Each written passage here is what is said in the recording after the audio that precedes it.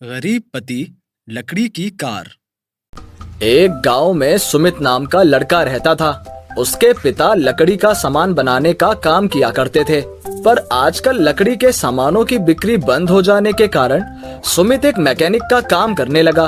वो बहुत ईमानदार और मेहनती था, पर उसकी आर्थिक स्थिति कुछ अच्छी नहीं थी, जिसके कारण उसकी पत्नी उसे हमेशा ताने दिया करती थी। आज विमला ने सोने के गहने खरीदे हैं और एक मेरी फूटी किस्मत। आपकी कमाई से तो हमारे रोज का खर्चा ही निकल जाए वही बहुत है। अरे ऐसी बातें क्यों करती हो? देखना, एक दिन मैं बहुत ही अमीर बन जाऊंगा। इतनी मेहनत करूंगा कि हमारे पास किसी चीज की कमी नहीं रहेगी। फिर तुम्हें कार में घुमाऊंगा। मेहनत से कभी कोई कुछ हासिल कर पाया है भला? अब आपकी चिकनी चुपड़ी बातों में मैं नहीं आने वाली। जब से इस घर में मेरी शादी हुई है, मैंने तो सपने देखना ही छोड़ दिया है। सुमित गैरेज में खूब मेहनत करता, दिन भर अपने काम में ही लगा रहता। अब तो वो अपने खाने पर भी ध्यान नहीं देता था। उसकी कड़ी मेहनत को देखकर उसके गैरेज का मालिक कहता है, क्या बात है सुमित, आजकल तुम गैरेज में दिन रात कड़ी मेहनत कर रहे हो। रात हो गई है, तुम्हें अब अपने घर जाना चाहिए। नहीं मालिक, मैं ओवर टाइम करूंगा। मुझे बहुत पैसे कमाने हैं। मैं एक कार बनाना चाहता हूँ, जिसके लिए मुझे पैसों की बहुत जरूरत है। ठीक है सुमित, जैसी तुम्हारी मर्जी, पर अपनी सेहत का भी ध्यान रखना। सुमित ओवर टाइम से मिले पैसों को एक गुल्लक में जमा करता जाता है और कुछ दिन बाद जब गुल्लक भर जाती है तो वो उस गुल्लक को फोड़कर सारे पैसे बाहर निकाल लेता है। आखिरकार मैंने इतने पैसे जमा कर ही लिए। अब इन पैसों से मैं कार के पार्ट्स खरीदूंगा और फिर उससे कार बनाऊंगा। कहीं आप पागल तो नहीं हो गए हैं? आप कार बनाएंगे? फिर तो बन गई कार। हाँ सुमन, आज तक मैंने तुम्हें कभी कुछ नहीं दिया, पर मेरी दिली इच्छा थी कि मैं तुम्हें कार में घुमाऊं। इसलिए कई दिनों से मैं थोड़े थोड़े पैसे जमा कर रहा था। आज गुल्लक में बहुत पैसे हो गए हैं। इससे मेरे कार के लिए अच्छा खासा सामान आ जाएगा। सुमित दिन रात मेहनत करके कार को कंप्लीट बना लेता है। वो उसे चलाकर देखता है और कार चल पड़ती है। सुमित की खुशी का कोई ठिकाना नहीं रहता। ओह, आखिरकार मैंने बना ही लिया। मेरी कार, मेरी खुद की कार। अब सुमन मुझ पर कभी गुस्सा नहीं करेगी। पूरे इलाके में शायद किसी के पास ऐसी अनोखी कार नहीं होगी। शाबाश सुमित, शाबाश। ऐसी लाजवाब कार तो हमने कभी नहीं देखी। मुझे तुम पर गर्व है। जल्द से जल्द ही कार अपनी पत्नी को दिखाओ। हाँ मालिक, अभी जाता हूँ। सुमित गाड़ी लेकर अपने घर के लिए निकल जाता है। वो मस्ती से कार चलाता है और गाना गुनगुनाता है। चला जाता हूँ किसी की धुन में, धड़कते दिल के तराने लिए। रास्ते में उसकी नजर एक फूल की दुकान पर पड़ती है। वो फूल लेने फूल वाले की दुकान के पास अपनी गाड़ी रोकता है। वो मन ही मन सोचता है, सुमन के लिए कुछ फूल ले लेता हूँ, वो बहुत खुश हो जाएगी। गाड़ी से उतरकर वो फूल वाले से कहता है, अरे फूल वाले भैया, जरा अच्छे अच्छे लाल गुलाब दिखाना। देखिए भैया, कौन से गुलाब पैक कर दूं? सारे गुलाब ताजे हैं। ये लाल गुलाब लीजिए, भाभी खुश हो जाएंगी। सुमित दुकान से गुलाब लेकर जैसे ही पीछे मुड़ता है, देखता है कि कार वहां है ही नहीं। हे भगवान, कहाँ गई मेरी कार?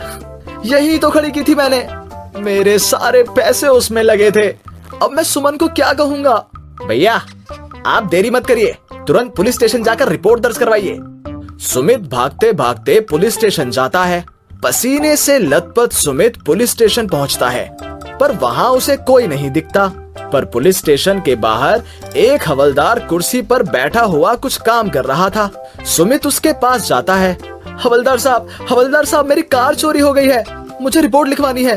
तुम फटीचर, तुम्हारे पास कार कहाँ से आएगी? जाओ जाओ, मेरा टाइम खोटी मत करो। मैं एक मैकेनिक हूँ, मैंने बनाई कार। आप मुझे बड़े साहब से मिलवा दीजिए। मेरी सारी मेहनत की कमाई उस कार को बनाने में लगी हुई है। मेरी पत्नी को पता चला कि कार चोरी हो गई है तो वो मुझे जिंदा नहीं छोड़ेगी। इतना आसान काम नहीं है रिपोर्ट दर्ज करवाना। रिपोर्ट लिखवाने के लिए पहले तुम्हें टाइपराइटर से सारी बातें लिखवा कर लानी होंगी, उसके बाद कहीं रिपोर्ट दर्ज होगी।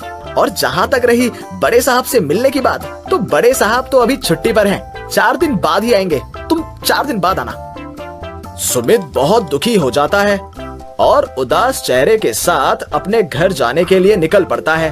रास्ते पर उसकी नजर शहर से आए कुछ लोगों पर पड़ती है जो तरह तरह की कार लिए लाइन में खड़े थे। वहाँ जोर जोर से अनाउंसमेंट हो रही थी, कार रेस जीतिए और पाएं 10 लाख रुपए नकद इनाम। अगर मेरे पास मेरी कार होती तो आज मैं जीत जाता, पर शायद मेरी किस्मत में ऐसा लिखा ही नहीं है। सुमित घर पहुंचता है और सारी बात सुमन को बताते हुए कहता है, मुझे माफ कर दो सुमन, शायद मेरी किस्मत में खुशियां है ही नहीं और मैं तुम्हें भी खुशी नहीं दे पा रहा। इतने दिनों से दिन रात मेहनत करके मैंने पाई जोड़ी और कार बनाई और वो कार चोरी हो गई। तुम्हारी सहेलियों के पति तो उन्हें क्या क्या तोहफे देते हैं, मैं तुम्हें कुछ भी नहीं दे पाता। मैं किसी काम का नहीं। क्यों जी, मैं आप पर गुस्सा करती हूँ तो आपने तो मुझे बिल्कुल बेगैरत ही समझ लिया। आपने इतनी मेहनत करके मेरे लिए कार बनाई, इतनी किस्मत वाली तो मेरी कोई सहेली नहीं हो सकती है। माना अब आपके पास पैसे नहीं बचे, पर कला तो आपके हाथों में है। इस कला का मैं करूँगा भी क्या? अगर आज मेरी कार रहती तो मैं कार रेस में हिस्सा लेकर 10 लाख रुपए जीत जाता। मेरे पास एक आइडिया है। आपको तो लकड़ी का काम पहले से ही आता है, क्यों ना आप एक लकड़ी की कार बनाए और उस कार से रेस में हिस्सा ले। उस रेस में तो लोग इतनी महंगी महंगी गाड़ियां लेकर रेस करने आए हैं और मैं लकड़ी की कार से कैसे रेस जीतूंगा? गाड़ी तो इंजन से चलती है ना, उसकी बॉडी अब लोहे की हो या लकड़ी की क्या फर्क पड़ता है। मैं अभी बाबूजी का कमरा खोलती हूँ, उसमें बहुत सारी लकड़ी रखी हुई है। सुमित अपने बाबूजी का कमरा खोलता है जिसमें लकड़ी की मोटी मोटी लट्ठें रखी होती हैं। सुमित आरी उठाता है और लकड़ियों को काटना शुरू करता है। वो दिन रात मेहनत करके हूबहू वैसी ही कार बना लेता है जैसी कार उसकी चोरी हुई थी। सुमित बड़ी चालाकी से इस कार के इंजन में एक सिलेंडर लगा देता है जिससे बटन दबाते ही कार हवा से भी तेज चल सकती थी। देखा जी, मैंने कहा था ना आप कार बना लेंगे, मुझे आप पर पूरा भरोसा है। अब आएगा मजा, तुम देखना। अब मेरी कार की स्पीड का कोई मुकाबला नहीं कर पाएगा सुमन। ये सब तुम्हारे विश्वास के कारण ही हो पाया है। अब आप देरी मत करिए, जल्द से जल्द कार रेस में जाइए, कहीं ऐसा ना हो कि रेस शुरू हो जाए। सुमित अपनी लकड़ी की कार लिए कार रेस में जाता है।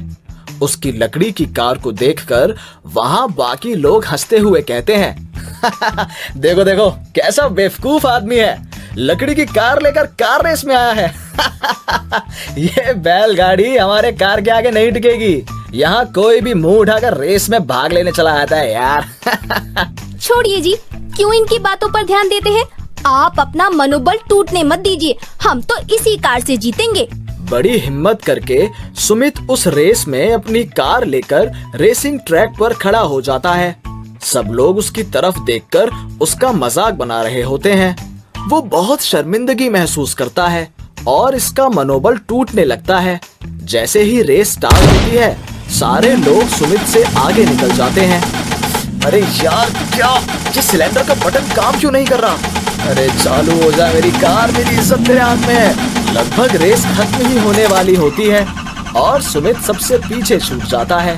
आपको जीतना होगा सुमित जी, आपको आज साबित करना है इन लोगों को कि आप कितने काबिल हैं। किस्मत बार बार मौका नहीं देती। लेकिन तभी करिश्मा होता है। कार में लगा सिलेंडर अचानक ही चालू हो जाता है और सुमित की कार हवा से भी तेज भागने लगती है, जिसे देख सब हैरान रह जाते हैं और सब प्रतिभागियों को पीछे छोड़ते हुए सुमित वो रेस जीत जाता है। सुमित पहली पोजीशन पाकर रेस जीत जाता है। सारे लोग सुमित की तारीफ करते हैं। वाह भाई वाह, लकड़ी की कार से ये लड़का रेस जीत गया। ये तो बड़ा होनहार आदमी लगता है भाई। हाँ? इस तरह सुमित को 10 लाख रुपए इनाम में मिलते हैं और गांव में सुमित की इज्जत बहुत बढ़ जाती है और वो लकड़ी की कार बनाकर उसे विदेशों में बेचने का बिजनेस शुरू कर देता है।